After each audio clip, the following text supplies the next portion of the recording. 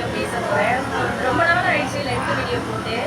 இன்னைக்கு நான் length video போடணும் அப்படின்றதுக்காண்டி காமர்ஷியல் மந்த்லியில் வந்து உட்காந்து நான் வந்து லென்த் வீடியோ போடுவேன். நீங்கள் வந்து கண்டிப்பாக என்னுடைய வீடியோவை அதாவது முழுக்க முழுக்க பாருங்கள். அப்போ தான் அந்த இன்ட்ரெஸ்ட் வந்து உங்களுக்கு கண்டிப்பாக வரும். எல்லாமே தத்துவமான கதை மட்டும் நான் சொல்லியிருப்பேன்.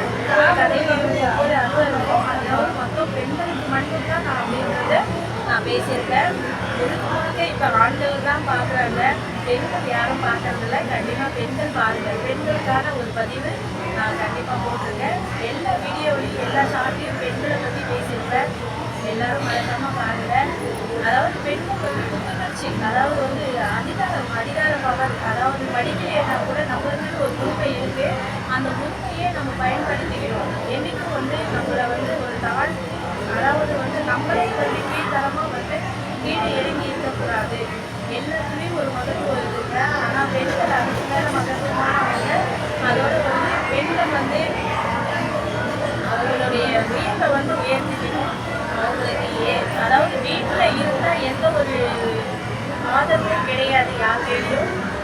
அவங்களுக்குன்னு ஒரு தொழில், அவங்களுக்குன்னு ஒரு சுய தொழில், அதாவது எந்த சொந்த தொழில் செய்ய முடியுமோ அந்த சொந்த தொழிலை செய்ய பழகிக்கொள்ள, அவங்களுக்கு ஒரு வருமானத்தை ஈட்டிக்கொள்ள. நம்மளுக்கு வந்து இல்லை அப்படின்ற பட்சம் இருக்கக்கூடாது. நாளைக்கு முடியலைன்னா கண்டிப்பாக வந்து நம்ம குழந்தைங்களோ இல்லை கணவரோ இல்லை இருக்கவங்களோ அப்படின்றது வந்து யாரும் பார்த்தாலும் நம்மளுக்குன்னு ஒரு தனி தகுதி இருக்கணும். அதனால் வந்து நான் என்ன சொல்ல வரேன்னா, கண்டிப்பாக பெண்கள் எல்லாருமே தனித்து நின்று ஒரு சுய தொழிலை உருவாக்கி கொடுப்பேன். அப்புறம் வந்து நிறைய பெண்கள் வந்து இப்போ எப்படி வந்து ஒரு அதாவது வந்து எந்த இடத்துல எப்படியெல்லாம் பணி புரியணும் அப்படின்றதையும் கொஞ்சம் யோசிங்க. அதாவது நல்ல இடத்துல பணியிடுறீங்க.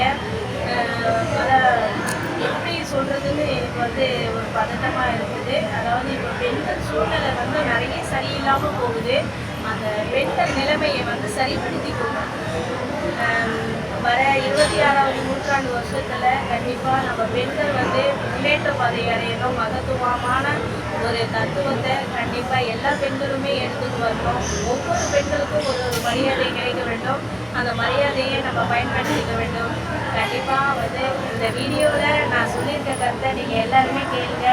நல்ல ஒரு கருத்தாக தான் சொல்லியிருப்பேன். இந்த கருத்தை பயன்பட்டு நீங்கள் எல்லோரும் முன்னேறணும். இந்த முன்னேற்ற பாதையை நீங்கள் எல்லாருமே அடையணும்.